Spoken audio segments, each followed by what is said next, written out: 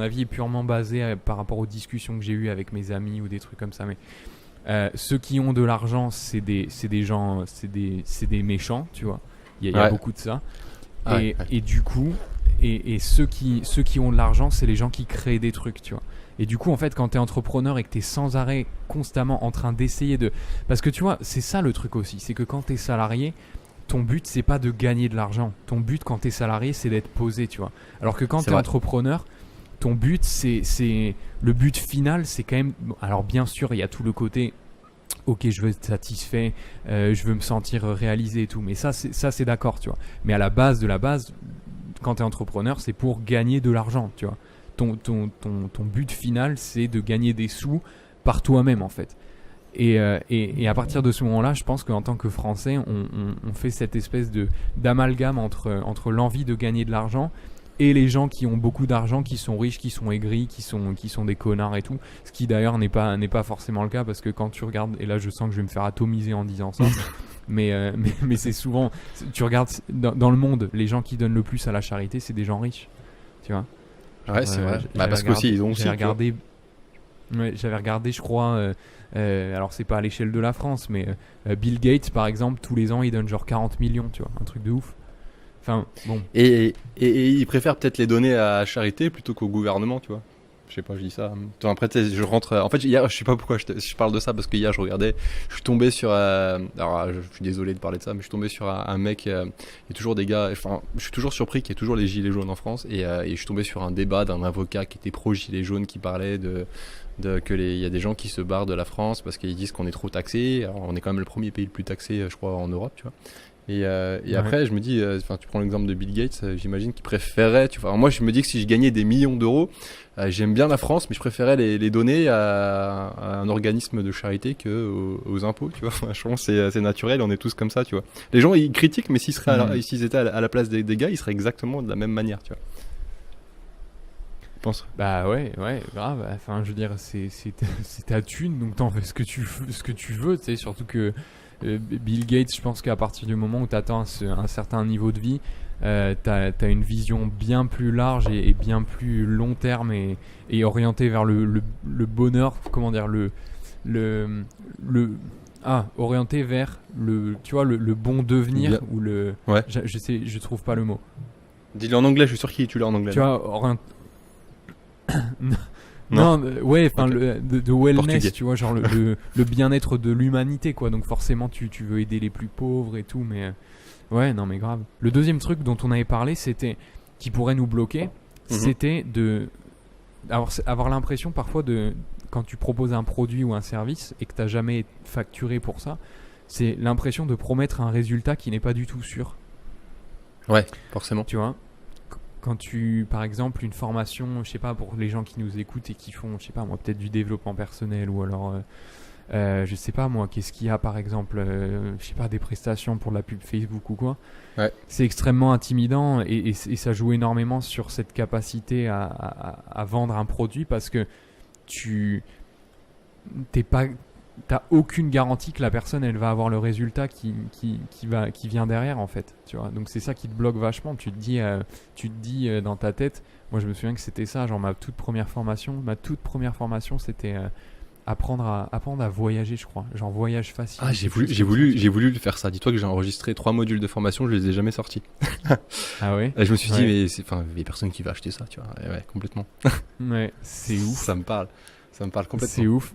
Mais c'était ça, tu vois, et genre dans la formation, je me souviens, tu vois, j'avais vraiment bossé dessus, sur le plan et tout. Bon, bilan des courses, j'ai fait 0 vente sur celle-ci, mais voilà, dedans il y avait absolument tout ce qu'il fallait pour partir en voyage. Tu vois, j'avais parlé du billet d'avion, j'avais parlé de l'assurance, de l'Australie, des hôtels, tout ce qu'il y avait, tu vois. Ouais. Mais dans ma tête, j'avais énormément de mal à faire cette première vidéo de vente et à sortir cette formation, parce que je me disais, mais il y a absolument rien qui me garantit que il va rien lui manquer à la personne, qu'elle va atteindre ce résultat, tu vois. Ouais, Est-ce que ça te parle, toi? Ouais, non, bah si, je te dis, alors complètement l'exemple de la vidéo de partir en voyage. Moi, j'avais fait un truc. quand j'y pense, aujourd'hui, ça serait plus facile de le refaire et je pense peut-être qu'un jour je le ferai, mais j'avais pris mon expérience de voyage, j'avais tout noté, les problématiques, les machins, j'avais bien potassé le truc.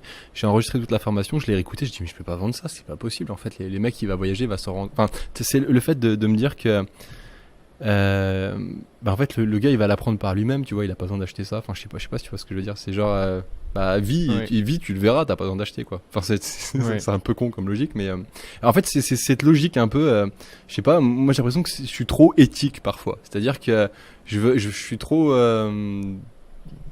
je sais pas comment dire, je préfère laisser les gens vivre et ils verront où t'as pas besoin d'acheter un truc pour savoir comment tu dois voyager. Parce que si tu commences à acheter un truc pour savoir comment tu vas voyager, finalement tu vas pas vivre ta propre expérience, tu vas vivre l'expérience d'un autre, tu vois.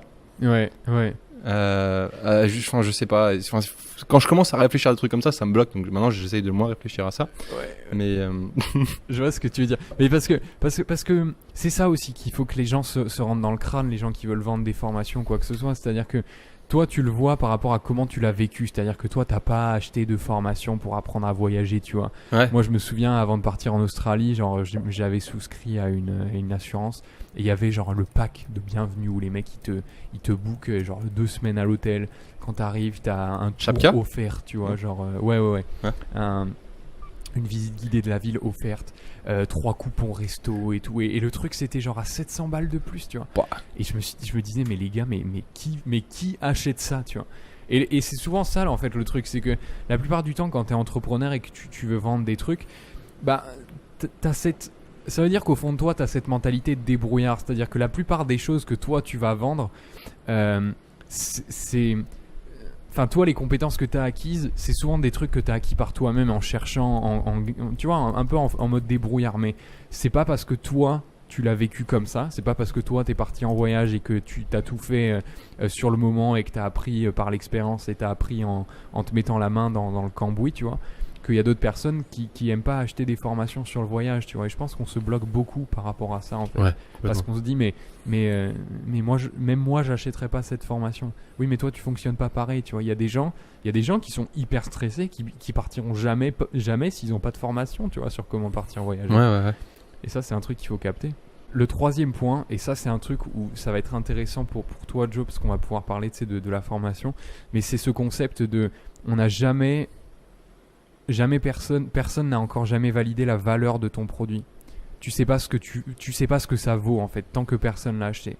Et du coup, t'es hyper mal à l'idée ne serait-ce que déjà de le vendre et après de fixer un prix aussi. C'est-à-dire que tu proposes un truc, et je pensais notamment, tu sais, on parlait de la formation sur par exemple créer un site web, tu vois. Mm-hmm. Et moi, du coup, c'est la formation que toi t'as faite, que moi j'ai suivie, et je t'ai fait un retour dessus. Je t'ai dit, clairement, voilà, moi j'ai un site web aujourd'hui qui est debout. Bon, c'est pas un site web de folie, tu vois, mais franchement, pour moi, il a de la gueule. J'aurais jamais cru pouvoir faire ça. Et je t'ai fait un feedback et je t'ai dit, vieux, ta formation, c'est vraiment du sale, tu vois. Elle vaut son prix là. Ouais. Et est-ce que toi, ça t'a pas aidé quand je t'ai dit, voilà, ce que tu as fait, ça a de la valeur, tu vois. Ah si, complètement. Ouais, c'est le fait que ça te prouve en fait que t'as besoin d'avoir un retour de quelqu'un pour valider le prix que t'as fixé, quoi. C'est ça en gros, effectivement.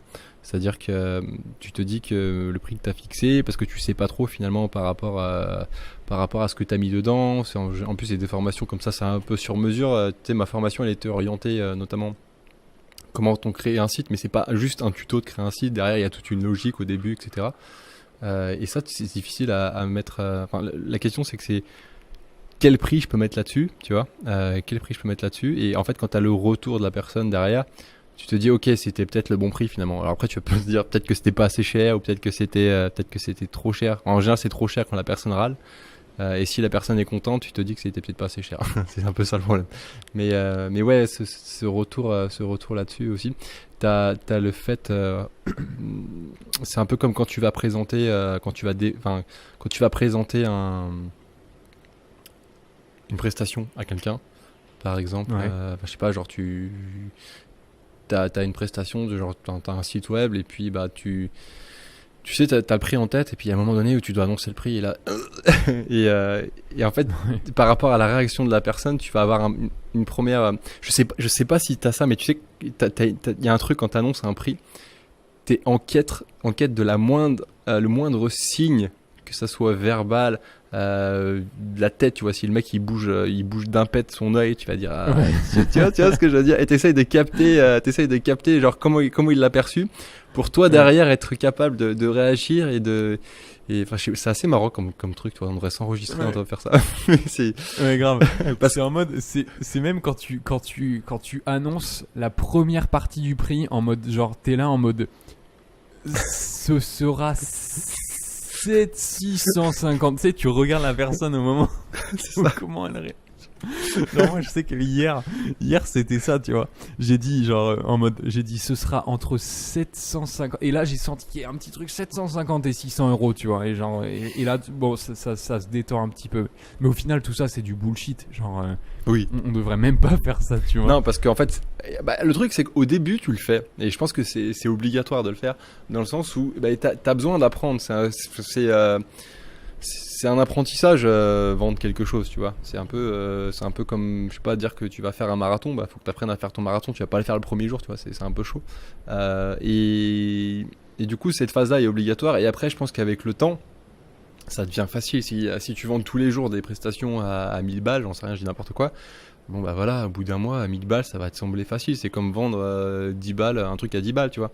Peut-être que par contre, le jour où ta prestation va passer à 100 000 balles, là tu vas te ressentir en mode un peu inconfortable et tu vas te remettre à regarder la tête de la personne s'il bouge son sourcil, quoi, tu vois. Ouais, grave. C'est ça qu'il faut capter aussi, c'est que en fait, à partir du moment où t'as vendu plusieurs prestations à ce prix-là, la prochaine fois que tu rencontres un mec qui fait une résistance, dans ta tête, tu te diras c'est pas parce que le prix est trop haut, c'est juste que le mec il comprend pas en fait. C'est-à-dire que tu auras déjà la confiance que toi ton offre elle est ok en fait. Et donc si quelqu'un réagit mal par rapport à ça, c'est son problème à lui et pas le tien, tu vois.